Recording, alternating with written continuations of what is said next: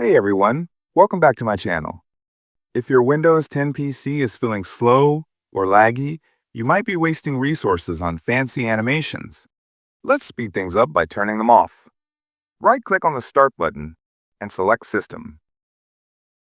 On the right side, click on Advanced System Settings, then Settings under the Performance section. Here, pick Adjust for best performance to turn off all animations. Or you can pick Custom and just disable things like Animate Windows when minimizing and maximizing. When you are done, click on Apply and OK for these settings to take effect.